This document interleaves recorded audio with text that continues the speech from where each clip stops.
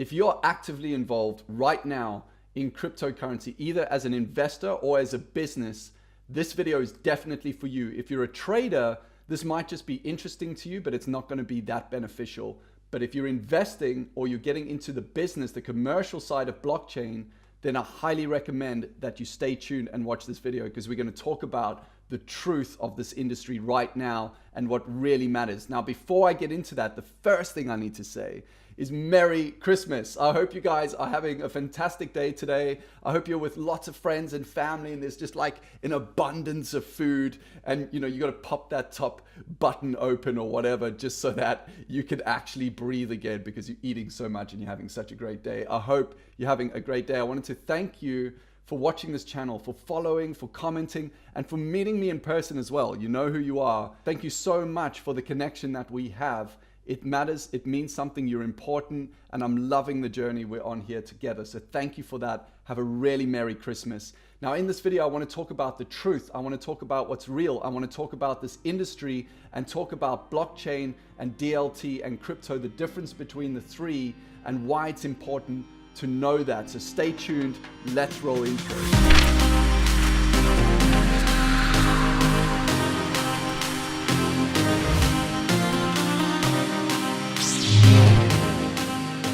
DLT. It's like, Sean, you've got these three letters up on screen. What does DLT stand for? This is important. It stands for Distributed Ledger Technology. Okay, so it's blockchain. No, it's not exactly blockchain. DLT is the terminology we need to start using more now if we are running businesses or using blockchain. Why? Because people are getting scammed. Blockchain is getting a bad rap. I spoke with someone just recently, I can't go into the details, but they were ripped off. They were told they needed blockchain for something that they really didn't need blockchain for. It's giving the industry a terrible name. We are holding technology back because people are lying and cheating their way to making quick financial gain. That's not how it should work, and we need to regulate that as a community.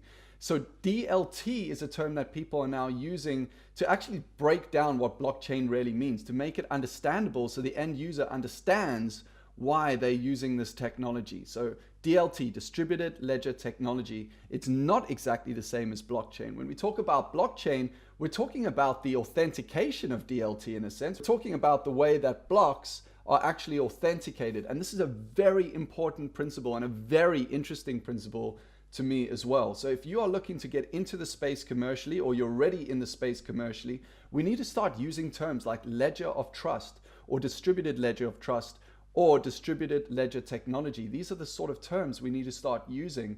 If you want to invest in these underlying technologies, guess what? We don't call them ICOs. We call them ETOs, equity tokens. It's a way of raising funds with ease and less friction.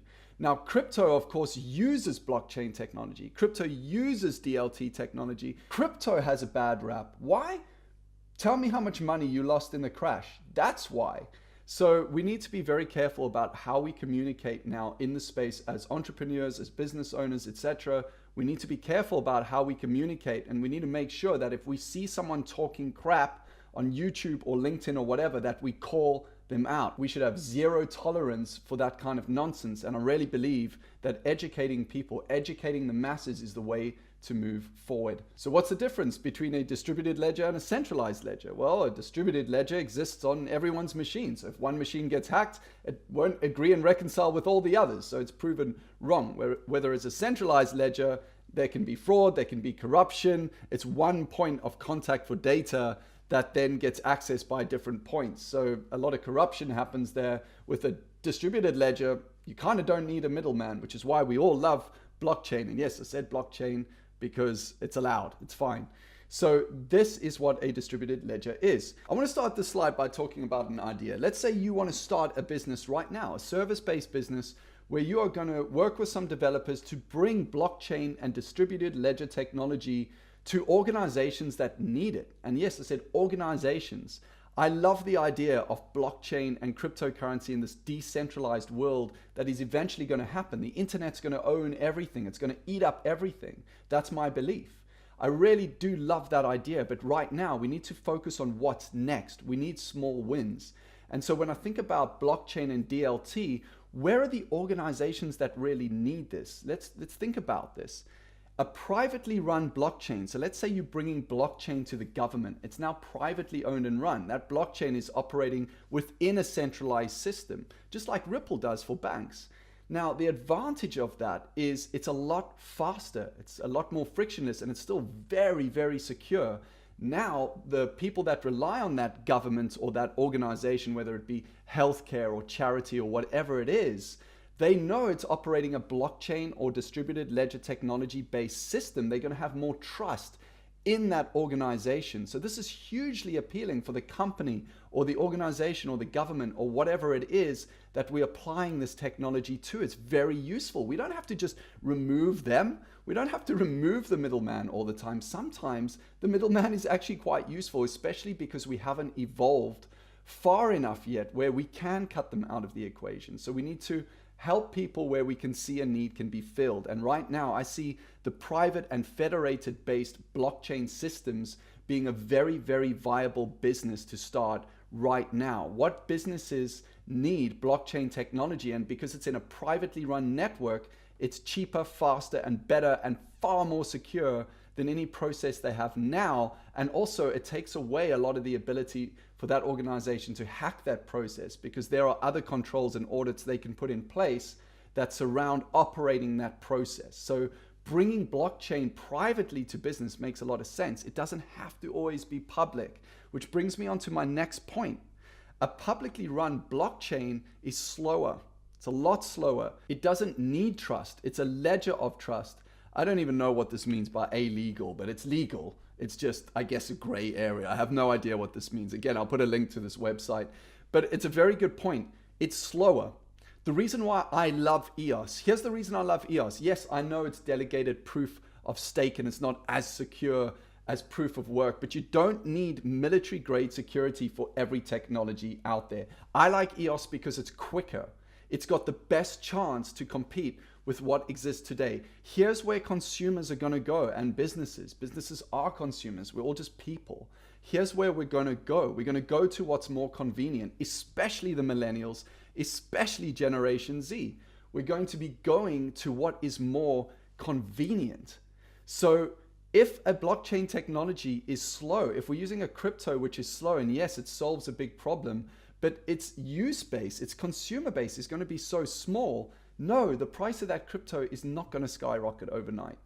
So some of the businesses you might want to invest in are going to be the blockchain technology-based businesses that are actually helping centralized companies and governments, etc., because they are going to be more secure immediately, and they are far quicker. They are very convenient. They can compete with everyday applications today. And how do you invest in these? Well, look for equity tokens, ETOs. We got to keep up with the terminology. So this is just another map of the difference between public and federated or private blockchains. It's important. If the only takeaway you have from this video is there is a difference, there are two, that is good enough for me. Now I want to talk about a real use case for blockchain. You know, I was at a blockchain event with a friend of mine recently, who also helps me with social media. And I was at this event with this guy, and we met some really, really interesting people at that event. One person who I met was involved with blockchain right in 2008, right when the banking system was going to, and they were called in to help. They were called in to help brainstorm, you know, how to fix this problem. And blockchain was a technology they were reviewing then. And I was discussing with them about how boring the conversation about blockchain has become. Like, AI is far more emerging. It's far more applicable right now. It's far more exciting in many ways. Blockchain has been around a very, very, very long time, but the tokenization of blockchain is what's exciting and new, etc. And what they were saying they're now involved in is helping to bring blockchain and merge that with kids that have lost their identity, kids that have been taken from their parents or gone through extreme trauma. And I don't want to go into the details in this video, but kids that have really suffered. And they can now be given an identity that is stamped on the blockchain.